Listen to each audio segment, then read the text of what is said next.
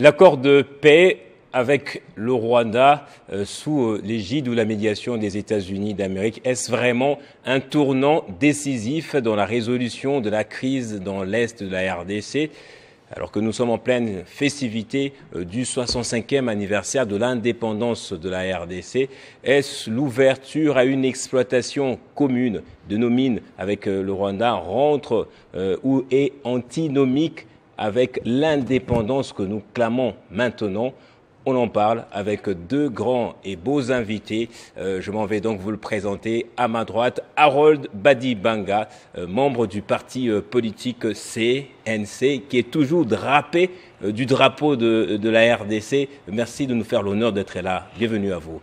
Merci beaucoup. Je suis heureux d'être ici et surtout de rencontrer un compatriote dont je reconnais l'analyse approfondie sur les questions de la République. Je suis heureux de partager avec lui ce plateau pour parler de la République. Merci beaucoup pour ces mots doux à l'endroit de Faustin Chimanga, que je présente rapidement. Si Harold Badibanga est toujours drapé du drapeau national, vous arborez fièrement la couleur rouge en cravate, sur votre cravate en tout cas, comme pour signifier quelque chose, la rigueur, l'orthodoxie. Merci d'être là également. Merci beaucoup. Vous avez dit, nous sommes attachés à l'orthodoxie, nous sommes attachés à la rigueur, nous sommes attachés aux valeurs républicaines. Et pour nous, la couleur rouge symbolise également l'engagement que nous avons pour notre République. Nous sommes donc membres du LGD, sans le dire, vous l'aurez compris, que nous sommes présidés en tant que parti politique par Matata Mapon, qui reste toujours porté disparu. Et nous continuons à faire appel aux autorités pour qu'ils nous aident à retrouver notre président national. Ah, ça, on y reviendra peut-être vers la fin de l'émission. D'abord, 65 ans de l'indépendance de la RDC, c'est dans quelques instants. En tout cas, on en parle. D'abord, un mot de nos invités. Harold Badibanga, 65 ans après, je ne sais pas quel âge vous avez, mais vous avez certainement entendu chanter Indépendance, Tcha-Tcha. C'est dans les langues de tout le monde, dans la pratique, dans la réalité du quotidien. Est-ce que la RDC s'éloigne de plus en plus de l'indépendance ou on cherche maintenant à la formaliser pour de vrai? Non, vous savez, c'est une question multidimensionnelle qu'il faut aborder dans toutes ses facettes. Pour un Congolais sérieux et vrai, il sait que le Congo est réellement indépendant, dans la mesure où l'indépendance, d'abord un état d'esprit, l'indépendance, ce sont les efforts que l'on fournit et les actions que l'on met sur terrain pour faire ombrage à ceux qui, comme le général Johnsens à l'époque avait dit, avant l'indépendance égale après l'indépendance, c'est-à-dire si nous sommes partis de la traite des Noirs à l'esclavage, de l'esclavage à la colonisation, aujourd'hui de la colonisation à la néocolonisation, ça veut dire que les puissances dites grandes ne veulent pas seulement, pour ne pas parler seulement de la République démocratique du Congo, ne veulent pas laisser la partie appelée tiers-monde dans cette indépendance totalisante et totalisée pour affirmer leur moi identitaire. Alors, face à ces puissances-là, le tiers-monde et particulièrement le Congo ne seront jamais libres et indépendants, ça, sans que nous, en tant que tiers-mondistes, entre guillemets, sans que nous, en tant que Congolais, entre guillemets, nous fassions preuve de notre autodétermination en tant que peuple. Donc l'indépendance ne doit pas être un mot béant, on danse, indépendance, tcha-tcha-tcha. Ça doit plutôt être un défi renouvelé et renouvelable pour lequel Mzee Laurent Désiré Kabila a été tué, pour lequel... Alors, quand on va frapper à la porte de Washington, de la Maison-Blanche, pour dealer avec les Américains en leur donnant nos mines, en contrepartie, recevoir la sécurité ou les garanties de sécurité, c'est une façon d'affirmer cette indépendance ou ça fait juste partie des tractations, des accords, de relations entre États? Non, mais vous l'avez dit dans votre chute. Oui. Nul n'est nul. De la même manière qu'un être humain ne peut pas vivre seul à travers le monde, les États sont appelés à collaborer. Mais il faut tout simplement, dans cette collaboration, que chaque État, et pour le dire aujourd'hui, le cas de la RDC, le cas des États-Unis, que tout le monde cherche à conclure, à aller dans les contrats dits en anglais win-win-win-win.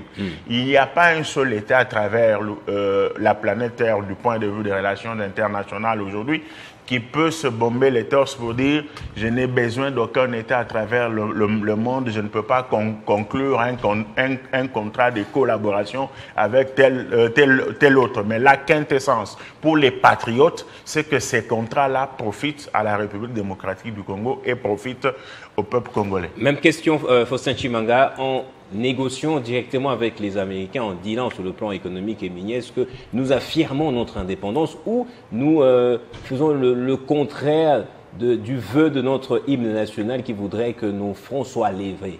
Mais vous savez, je ne dirais pas que nous affirmons, comme il se devrait, notre indépendance.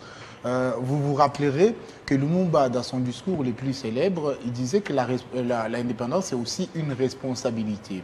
La responsabilité que nous avons en tant que peuple, c'est de pouvoir, à chaque étape de notre histoire politique, à chaque étape de notre histoire économique, que nous puissions trouver les mécanismes qui pourront dénoter une réelle volonté d'être indépendants.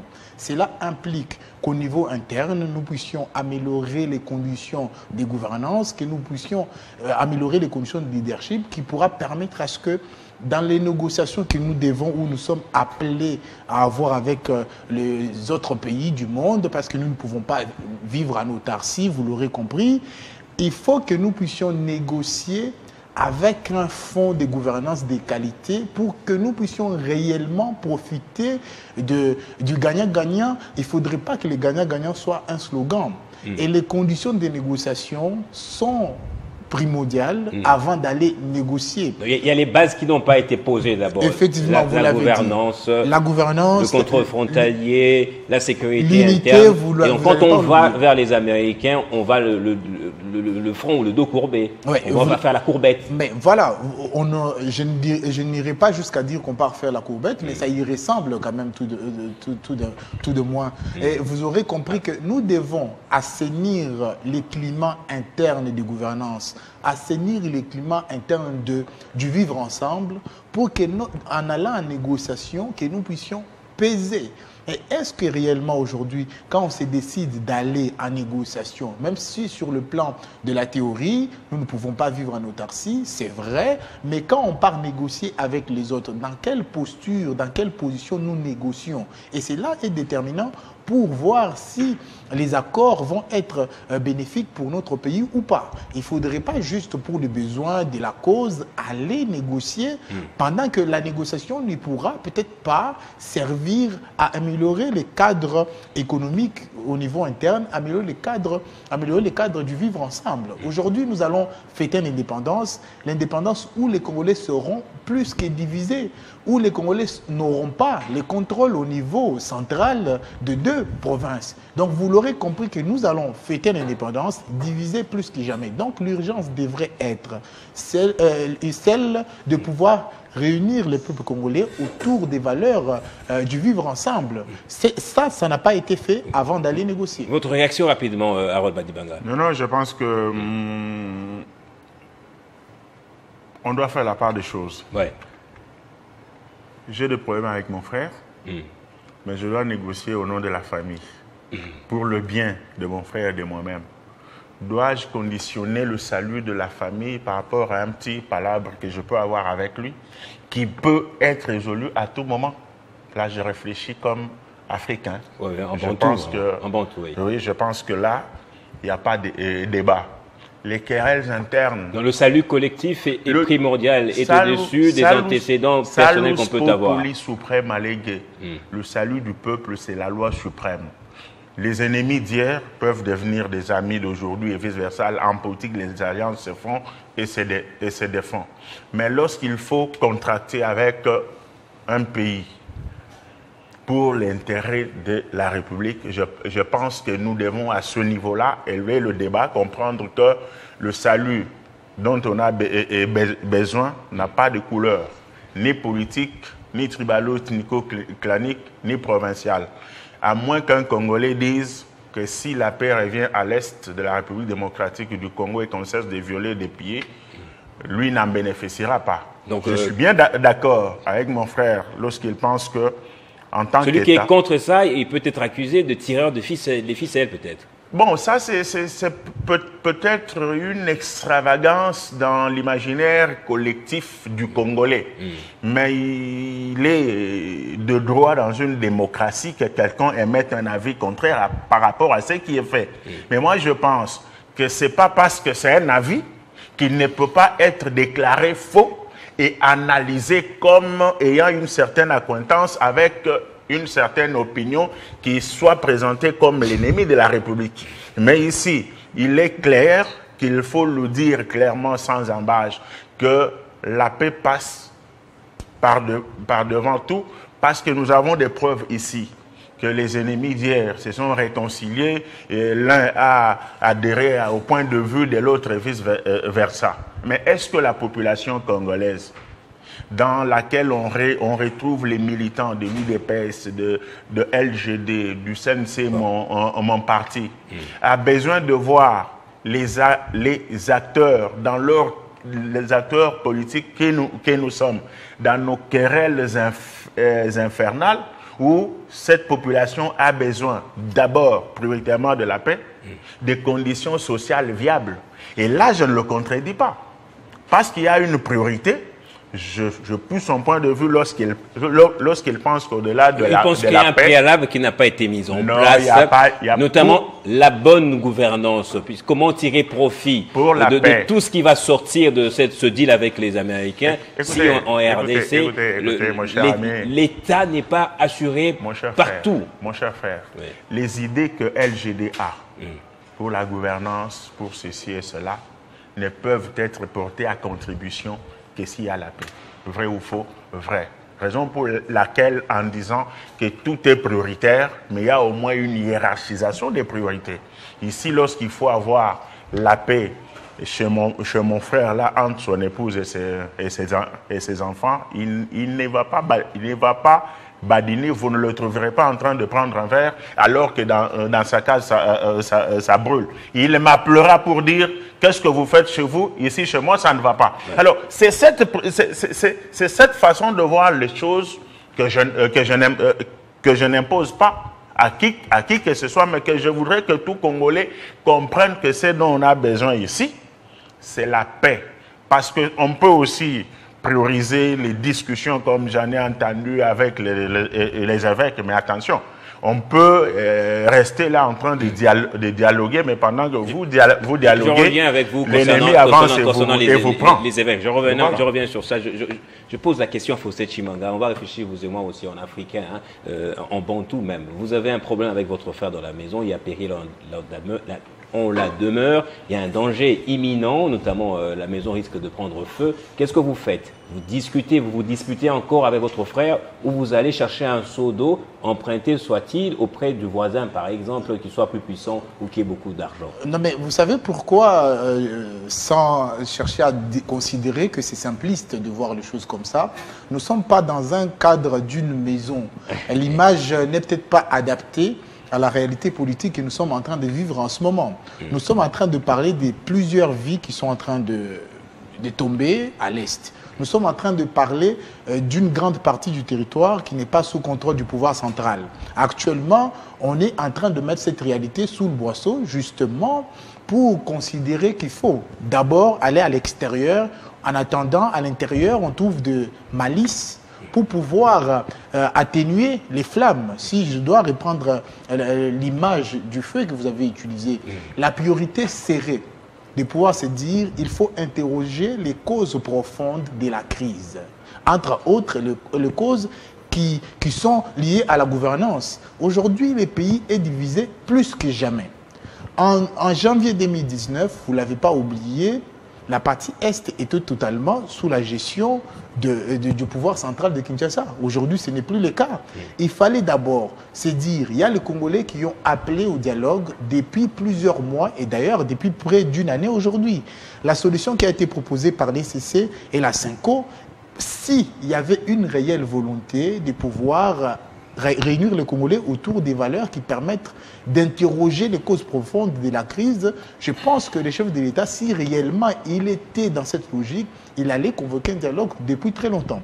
Mais comme sa famille politique lui conseille de pouvoir trouver des solutions éphémères. Parce que l'accord... C'est lui qui a entretenu ce problème, apparemment, d'après votre raisonnement. Mais il fallait sortir plus rapidement de la crise. Il n'a pas voulu sortir de la crise. Il a continué à pouvoir mettre en place des mécanismes malicieux pour pouvoir contourner la réelle solution. Et aujourd'hui, même les conditions qui sont en train d'être posées pour organiser un dialogue, vous comprenez qu'il n'y a pas une réelle volonté de pouvoir mettre les Congolais autour d'une table pour discuter sur les causes profondes de la crise. Parce que supposons, par impossible, cet accord-là est signé, même si nous, aujourd'hui, on appelle à ce qu'on puisse surseoir la signature de cet accord pour justement permettre à ce que cet accord puisse être analysé dans le fond. Parce que réellement, il n'y a pas eu d'analyse profonde sur cet accord. Vous l'aurez compris qu'à l'époque, le Rwanda, sa posture, il était en train de soutenir qu'il n'a jamais de troupes sur notre sol. Alors, l'accord a comme avantage de devoir être mentionné sur le texte un engagement explicite du Rwanda de non-ingérence en RDC. Ça supposerait qu'avant il y avait ingérence, avant il y avait incursion, avant il y avait agression. Ce sera pour la première fois que ce soit dit comme ça, reconnu tacitement par le Rwanda. Non mais écoutez s'il vous plaît, vous avez la résolution de l'ONU qui a dit ça. Mais est-ce que l'application de cette résolution est effective? Je ne pense pas.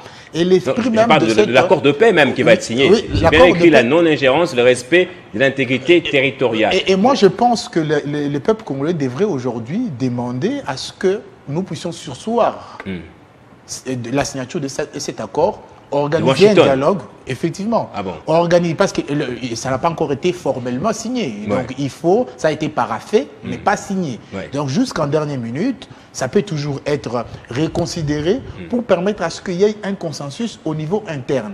Parce que dites-moi, par quel mécanisme vous signez un accord, le Rwanda va vous dire je ne veux pas m'ingérer, pendant qu'il y a la question de l'Est, ils ne sont pas sur notre sol selon leur posture. Vous comprenez? Ok, on signe, mais on n'est pas là-bas. Il y a ambivalence dans le langage ou dans le narratif du Rwanda. Président Harold Badibanga, j'avais une question, vous pouvez répondre peut-être plus tard. Que dites-vous à vos enfants en sortant avec votre chemise en drapeau national comme ça? Mais c'est vraiment pas la question fondamentale. Ma question c'est de savoir, on a deux frères qui ont des problèmes dans la maison. L'un préfère aller chercher des solutions ailleurs, auprès d'un voisin, qui peut bien apporter une solution, mais l'autre commence des consultations déjà. En l'occurrence, Joseph Kabila, qui est à Bukavu aujourd'hui, il a rencontré un groupe de jeunes une fois et une deuxième fois. Qui est plus intéressé au destin national ou au destin familial que l'autre, d'après vous? La première des choses, c'est que lorsque je suis en cette chemise, non seulement à madame, mon épouse, et à ça c'était personnel. C'est personnel, mais c'est une question pour poser ici. Je risque d'être taxé par les intelligences qui nous suivent comme quelqu'un qui a escamoté une question, c'est qui n'est pas bon. C'est juste une manière pour moi, d'abord, de montrer aux autres que j'aime le Congo et de les inviter à aimer le Congo. Aujourd'hui, les grandes puissances, entre guillemets, comme les États-Unis, lorsque vous vous retrouvez en face d'un Américain, la première fierté qu'il a, c'est de vous rappeler à tout moment qu'il est américain. Chaque vendredi aux États-Unis, tout enfant de l'école primaire, quand on fait le rassemblement, on les oblige de dire 3 fois j'aime l'Amérique, j'aime l'Amérique, j'aime l'Amérique. Donc ça ne sert à rien de venir à un certain âge inculquer aux enfants ce qu'ils n'ont pas eu à un âge bas. Il faut le leur dire sans le dire, qu'ils comprennent que ce drapeau-là, c'est ma vie, c'est la vie de toute une nation. Voilà, c'est pédagogique. Non, écoutez mon cher frère, malheureusement mon frère vous a dit que l'image de la famille est biaisée. Non, la nation, c'est la plus grande famille. Et elle va au-delà de nos familles individuelles. Elle va au-delà de nos tribus, de nos provinces. Lorsqu'on parle de la République, on tait toutes les divergences, sans dire qu'il n'y en a pas. Ça, c'est de un, et c'est très important. De deux, l'accord par vous évoqué est explicite par rapport non seulement à l'implication et l'ingérence du Rwanda dans les affaires de la République démocratique, mais beaucoup plus par rapport à l'insécurité, au viol, au pillage. Et cet accord ne se limite pas à l'engagement du Rwanda de dire non-ingérence dans les affaires de la RDC, non, le retrait des troupes aussi rwandaises, oui, c'est mentionné, du seul Congolais. C'est clair comme l'eau claire dans un verre clair. Donc nous sommes allés au-delà des résolutions, parce que du point de vue du droit international, les résolutions ont l'image des recommandations qui peuvent ne pas être prises en compte. Mais lorsqu'il y a un engagement formel d'un État par rapport à ce qu'il doit et ce qu'il ne doit pas faire dans un pays voisin, c'est une étape cruciale par rapport aux vies qui sont fauchées à l'est de la République démocratique du Congo. Et dire, par exemple, ici, qu'il faut qu'on sursoit, c'est un droit, mais je ne pense pas que ça soit le moment de sursoir. C'est comme si on est en train de se moquer de ceux qui meurent à tout moment, même à l'instant où on parle à l'Est. Et mettre fin à une guerre amène plusieurs stratégies, plusieurs éléments, y compris des accords, le dialogue. Mais ici, mon frère ne peut pas demander que cet accord soit d'abord mis au frigo pour que le peuple vienne étudier. La population discute justement. Il avec a ce que donné fait mandat. Kabila, il a dit il faut qu'il y ait d'abord entente, il faut qu'il y ait le vivre ensemble, la cohésion nationale. La question de Kabila maintenant. Nous allons parler de Kabila. Okay. Lui et moi, et les autres, avons donné le pouvoir aux institutions établies. On va me dire les élections étaient mal organisées, tout ça. Ce sont des arguments fallacieux. Il y a eu élection. Et ce sont les institutions de la République qui engagent un État. Il y a un président de la République, il y a un ministère des Affaires étrangères. C'est à eux qu'on a légué ce pouvoir-là. Ils ont étudié, ils ont des cabinets de personnes intelligentes comme lui qui ont étudié, qui ont estimé qu'il faut le faire. Est-ce qu'il faut le faire dans un format autre qu'institutionnel? Je ne pense pas. Le dialogue, je suis d'accord, le dialogue en philosophie du langage, c'est l'agent pacificateur de conflits interhumains. On peut dialoguer à tout moment pour le bien de la République. Mais c'est sur quoi j'insiste, c'est que telle démarche ne doit pas conditionner une autre, pourvu que les deux aboutissent vers la paix. Parlant de Joseph Kabila Kabange. Allez-y. Non, c'est un ancien président de la République. Non, je parle du frère qui consulte. Vous avez dit, on réfléchit en africain, oui. C'est ça. Oui. C'est un ancien président de la République. Kabila n'est pas comme lui, n'est pas comme moi, n'est pas comme vous. C'est-à-dire, il faut rester quelque part. Il faut se faire honorer davantage. Je rappelle que lorsque Joseph Kabila Kabange a tenu son discours, soi-disant à la nation, il a relevé quelque chose qui m'a tiqué. Parmi les mots qu'il reproche au régime actuel, la ségrégation contre les swahiliphones. Mais pendant qu'il tient ce discours-là, il est quand même à Goma.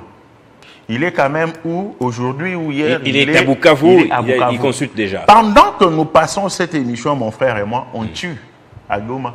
Mais il est là. C'est de ça que je parle. Oui. On tue à Goma. Il est là où ça crépite. S'il vous plaît, mon cher frère. C'est un signe de rapprochement avec la population meurtrie. Je sais que vous jouez votre rôle de journaliste, mais laissez-moi quand même vous dire ce que j'ai à vous dire. Pendant qu'il est là, après avoir fustigé le fait qu'il y a discrimination, ségrégation des swahiliphones, alors que les quelques swahiliphones dont question, ce sont des gens qui ont des problèmes avec la loi. Quand il a parlé des généraux, tout ça, c'est implicitement dire. Parce que nous, en philosophie, nous avons appris qu'il faut aller au-delà du dit pour comprendre le non-dit. Il veut nous faire croire que ceux qu'on tue, celles qu'on viole, ce ne sont pas des swahiliphones, ce ne sont pas des Congolais. Ça veut dire quoi? Joseph Kabila a raté l'occasion d'entrer dans l'histoire. On voit ce qui se passe avec les anciens présidents d'autres États. Et je note avec satisfaction que pour arriver à Goma, il faut passer par Kigali. Notre ennemi. On n'a pas fini avec Kabila. Je reviens et Kabila. J'ai fini par là. Un longtemps de J'ai fini par là oui. Pour dire que dans tout ce qu'il a fait comme discours ce jour-là, il n'a fait que relayer la position systématiquement de l'agresseur et il n'a pas condamné Kigali, Kagame et même les exactions qui se commettent là où il est. Avec la signature en vue, est-ce encore opportun de condamner le Rwanda maintenant? Non, je parle de ce qui s'est passé. Ce sera une réconciliation, nous travaillerons ensemble. Je parle de ce qu'il avait dit, qui est odieux parce que odieux, ça sonne restreint aux choses odieuses. L'interprétation est stricte. Je pensais qu'il allait condamner le M23 que lui-même a combattu ici, avec moi comme témoin. Je reviens avec vous tout à l'heure. Joseph Kabila, c'est vrai qu'il a raté l'occasion de rentrer dans l'histoire du pays avec les consultations plutôt qu'il mène en ce moment. Bon, c'est très facile de dire que certains Congolais ont raté l'occasion d'entrer dans l'histoire. Vous savez qui a réellement raté l'occasion d'entrer dans l'histoire? C'est Félix Antoine Tshisekedi Tshilombo. L'histoire voulait qu'il ne puisse pas toucher à la Constitution. Mais vous vous rappelez, il a dit « Qui peut m'empêcher de pouvoir changer la Constitution ?» L'histoire voudrait que les fils du Sphinx respectent les principes républicains. Et la République ne peut pas être construite sans sa Constitution. Nous ne pouvons pas parler de la République sans protéger la Constitution. Qui n'a pas protégé la Constitution? Félix Antoine Tshisekedi Tshilombo. Jusqu'aujourd'hui, si ce n'était pas l'occasion où s'il n'y avait pas prise de Goma et de Bukavu, on aurait eu une nouvelle constitution. On aurait eu une nouvelle constitution parce que vous vous rappelez que les jours où... Mais ça serait passé par référendum, non? Ça n'aurait pas été un gros problème. Mais écoutez, vous pensez réellement que la logique de l'Union dite sacrée est une logique démocratique? Déjà que pour un accord, on leur demande de pouvoir trouver un consensus au niveau interne pour signer avec un pays étranger. Ils ne veulent pas. Vous pensez que pour la Constitution, ils allaient organiser un référendum avec quel argent? Avec quelles conditions? Pendant qu'on voulait qu'ils puissent mettre la question de la Constitution dans le tiroir pour que le Congo puisse avancer. Et croyez-moi, s'il n'y avait pas de conditions sécuritaires particulières, la Constitution allait être sur la table comme changement. Aujourd'hui, qui peut aujourd'hui avoir le courage de sortir la question de la Constitution? Voyez-vous? Donc si vous dites que quelqu'un a raté l'occasion d'entrer dans l'histoire, c'est bien le bien Félix Antoine Tshisekedi. C'était une tentative, écoutez, une tentative un peu comme Constant Moutamba. Il n'y est pas allé jusqu'au bout. Peut-être qu'il va rentrer plus tard dans l'histoire. En républicain, je dirais, quand vous voyez de penchants liberticides, il faut les arrêter dans l'œuf. Quand vous voyez qu'il y a quelqu'un qui met en péril la République, il faut l'étouffer dans l'œuf. Les Congolais ont réussi à étouffer cette volonté de changer de constitution. L'occasion où il a raté d'entrer dans l'histoire, Félix Tshisekedi donc, c'est réellement lui qui a raté l'occasion d'entrer dans l'histoire parce qu'il ne pouvait pas. Quand il a porté à un certain degré le combat de son défunt père, d'heureuse mémoire, il ne pouvait pas se retrouver dans une logique politique de pouvoir déstabiliser le cadre républicain qui est la Constitution notamment. Donc vous voyez, donc si on doit parler de quelqu'un qui est sorti de la ligne droite de l'histoire crédible, c'est bel et bien Félix Tshisekedi. Donc vous comprenez que si on est dans la logique de pouvoir trouver un consensus au niveau interne, c'est justement pour que les questions liées aux minerais, liées à la richesse du Congo qu'on est en train de brader pour signer cet accord, que ça soit réfléchi. Il n'y a pas eu d'évaluation préalable sur les mines et sur les conditions d'exploitation. Il n'y a pas eu de conditions préalables. Ils vont aller signer pour donner des minéraux. Enterrons d'abord la hache des guerres, on va réfléchir plus tard. Harold Badi-Bangadi, une chose, je vous relance justement, qu'on peut avoir concomitamment et la signature à Washington, mais aussi les discussions ou les dialogues internes entre Congolais. Non, mais écoutez, vous pensez réellement que cette volonté-là... Moi, je considère que ceux qui pensent que l'Union dite sacrée va aller dans cette logique de dialogue, excusez-moi, ça pourrait paraître naïf. Nous sommes face aux acteurs qui ont choisi, malheureusement, l'Union dite sacrée comme étant leur famille politique. Ils sont en train de tout faire pour contourner les vraies solutions. La solution pour quelqu'un qui veut protéger la République, qui veut entrer positivement dans l'histoire devrait être, aussitôt que le père spirituel demande à ce que nous puissions dialoguer, il devrait se dire, ok, je me rappelle du condition de la Saint-Sylvestre, dans les conditions dans lesquelles je suis parvenu à arriver dans le carré du pouvoir, c'est grâce notamment au dialogue qui a été organisé dans les conditions de la Saint-Sylvestre. Ouais. Vous vous rappelez, souvent on oublie rapidement l'histoire. Et pourtant, quand on oublie l'histoire, on risque de répéter la même chose. On a vécu dans ce pays, la Deuxième République, croyez-moi, l'Union dite sacrée nous a fait revenir dans cette Deuxième République avec... Aujourd'hui, vous avez eu le courage de citer le nom de Joseph Kabila. Peut-être qu'après ici, vous allez être obligé de quitter l'antenne. C'est vous qui avez toujours la parole. Je comprends juste la réaction de Harold Badibanga par rapport à cette allégation justement avancée par Faustin Tshimanga disant que Tshisekedi a raté l'occasion de rentrer dans l'histoire. Non, Tshisekedi a eu davantage l'occasion d'entrer dans l'histoire parce qu'il met fin à la guerre. Il dit au moins qu'assez le sang ne doit plus couler. Il dit au moins, assez les mineurs de mon pays ne doivent pas aller comme ça. Assez les viols. Le discours que mon frère tient là, il ne peut pas le tenir à Goma, à Bukavu. Il ne peut pas le tenir. Ici, je rappelle le fait que chose odieuse, l'interprétation est stricte. Et puis, je rappelle ici que ce que l'on signe, mon cher frère, ce n'est pas le 28, ce n'est pas l'accord avec les États-Unis. C'est l'accord de paix entre le Congo et le Rwanda. La question que vous évoquez là n'est pas concernée dans cet accord du 28. Celui auquel vous faites allusion viendra plus tard. Ici, moi, je suis en train d'insister sur le fait que on peut évoquer tout ce qu'on peut évoquer.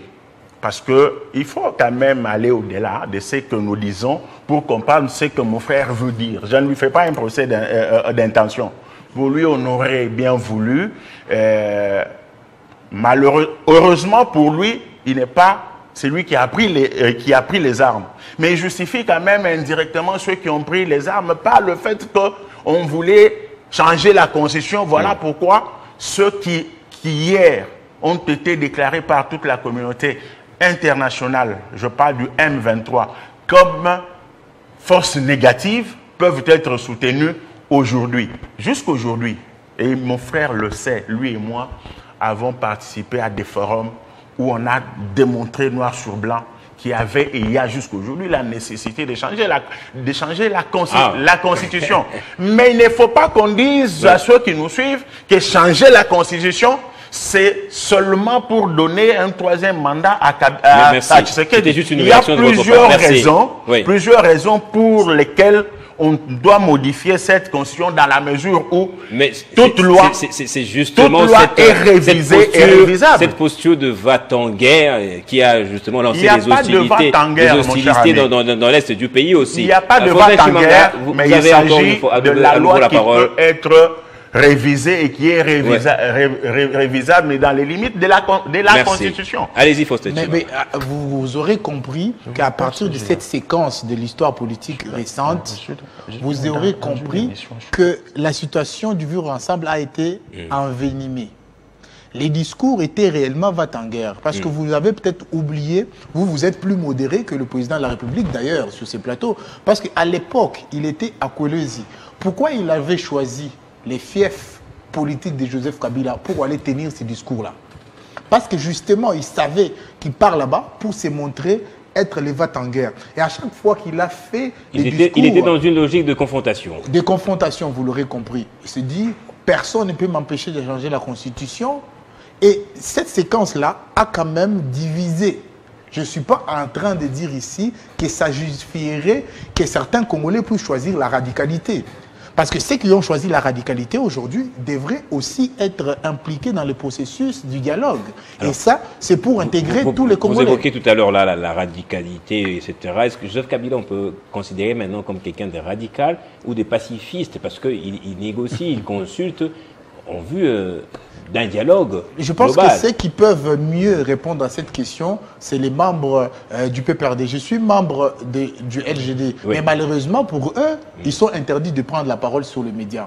Vous voyez, nous sommes là dans la logique de la Deuxième République. chose qui n'a pas été faite. Même Mobutu n'a jamais interdit à l'UDPS de prendre la parole. Mais vous vous rappelez, près de 30 quelques années sont passées, que l'UDPS était en train de tout casser dans ce pays. Ils étaient en train de marcher. Et souvent, les marches n'étaient pas forcément pacifiques. Mais il n'y a aucunement une fois où le président Mobutu s'est dit on interdit l'UDPS.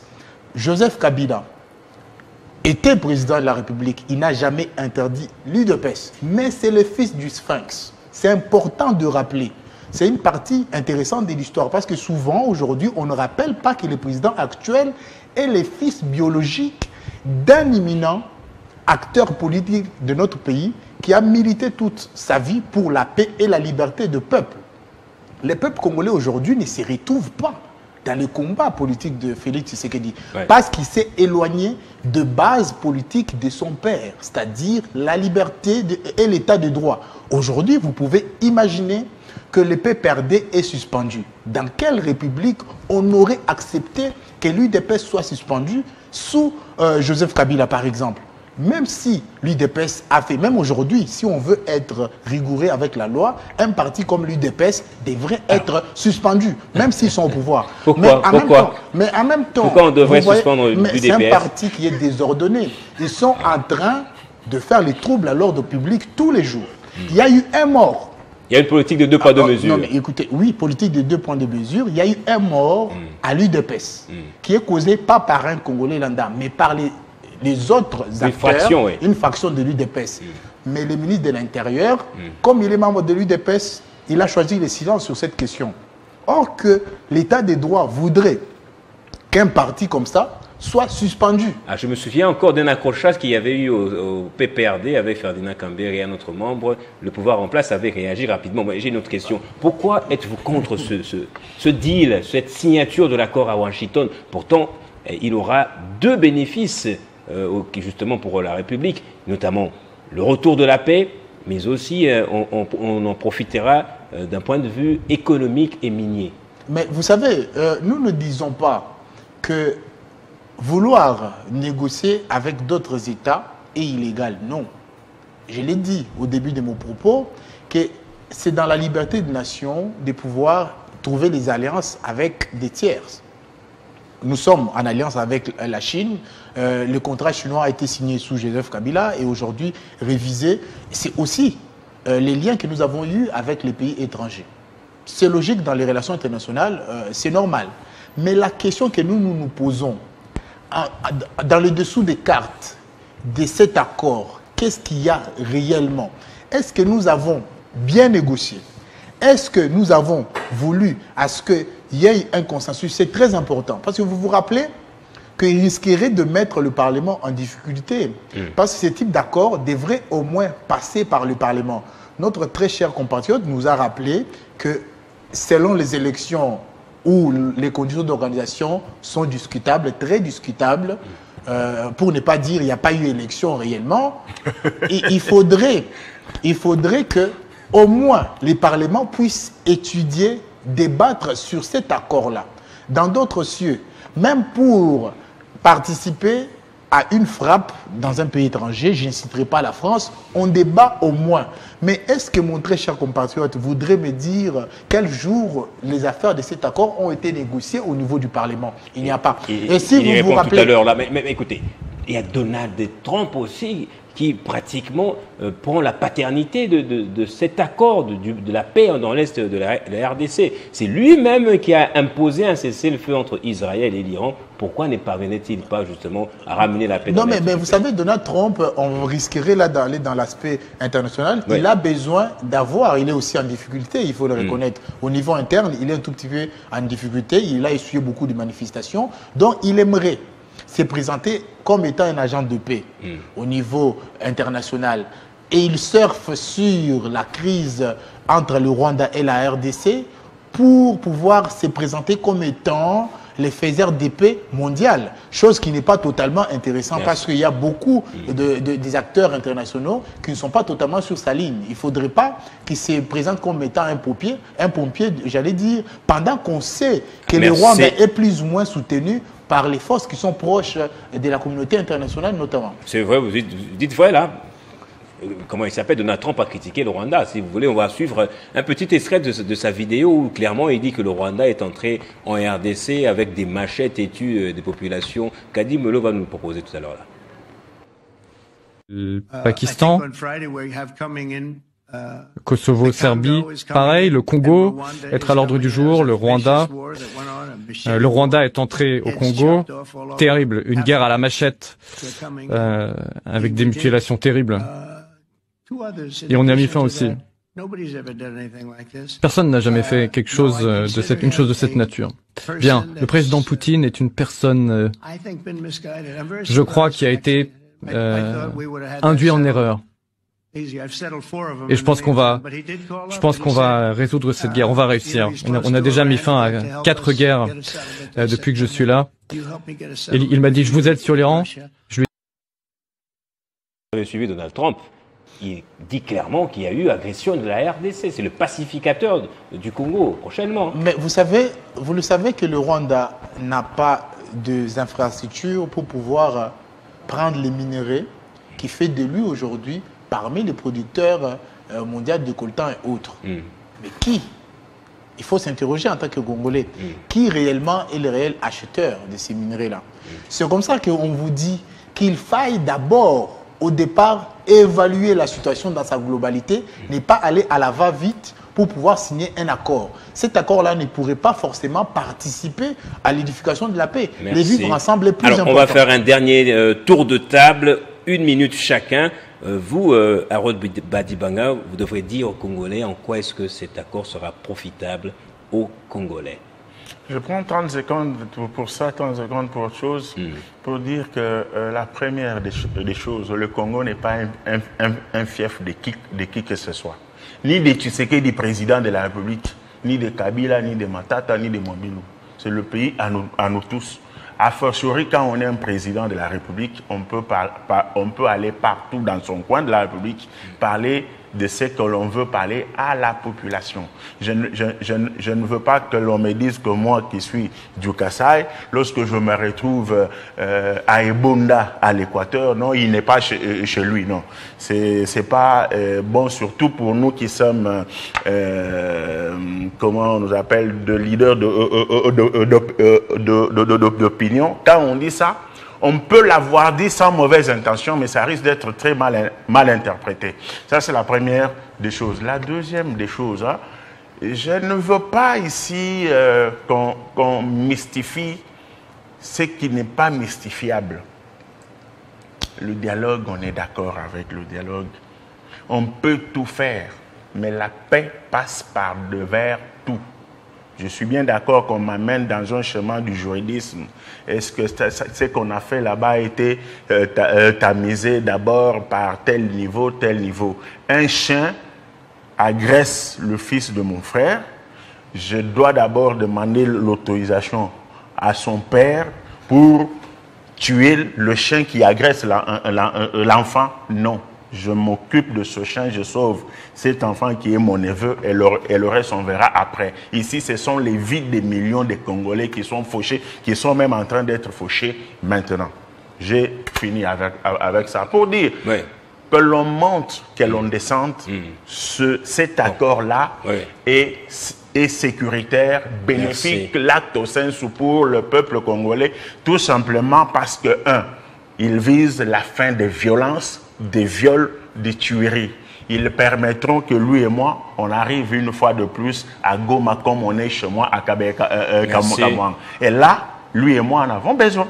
Moi, j'ai comme l'impression que le Rwanda serait déjà bien préparé à gérer toute la manne minière parce qu'il a un circuit d'exploitation qui est régulier plutôt, alors qu'en RDC, il y a de la contrebande par-ci, par-là. J'annonce la fin de la guerre. Le Rwanda sait que la guerre est finie. Mon frère a relevé quelque chose de très important. Il y a toute une chaîne par rapport au vol de ces minéraux-là. Et il faut maintenant coopérer, échanger avec ceux qui armaient le Rwanda pour qu'ils viennent acheter du win-win chez nous et le Rwanda sera à côté et dépourvu même de tout question, sauf le rien. Pourquoi est-ce que cet accord ne sera pas profitable aux Congolais. Mais vous savez, je suis quand même choqué que notre compatriote puisse mettre de côté les principes de la République pour dire qu'il y aurait urgence continuelle de pouvoir d'abord s'occuper de tuer les chiens.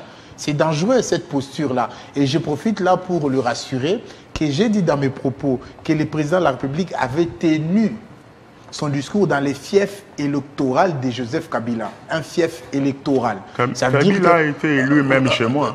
Oui, à l'époque. Mais vous le savez, vous n'allez pas... Oui, bien sûr. Mais quand on parle de fief électoral, je dirais que Félix Tshisekedi, son fief électoral, c'est le de Kasaï. Vous n'allez pas me contredire. Et si vous voyez les chiffres calqués et fabriqués par la régie de distribution de machines à voter, vous allez remarquer que ces chiffres l'ont été plus attribués dans le de Kasaï. Donc vous comprenez que c'est son fief électoral. C'est ça pour vous rassurer. Mais en même temps, on ne peut pas dire qu'il faut se dire, il faut bypasser le Parlement, bypasser le peuple pour aller s'occuper de ce qu'on considère comme étant la logique ou un accord qui serait en train de travailler pour le salut du peuple. Oui, c'est vrai, le salut du peuple est au-dessus de tout. Le salut du peuple, c'est dans la gouvernance, c'est dans le leadership de qualité. S'il n'y a pas ces deux binômes, s'il n'y a pas ces binômes-là, il n'y a pas salut du peuple. Donc le salut du peuple, c'est la bonne gouvernance et c'est un leadership de qualité, pas autre chose. Voilà, c'était version croisée. Faustin Tshimanga du LGD avec moi, en face de Harold Badibanga, cadre au sein du parti politique de CNC. Merci à vous également, madame, monsieur, de nous avoir suivis. Retrouvez cette émission vendredi dans l'avant-midi, le dimanche à 18h, mais aussi sur les réseaux sociaux et sur YouTube particulièrement. Au revoir.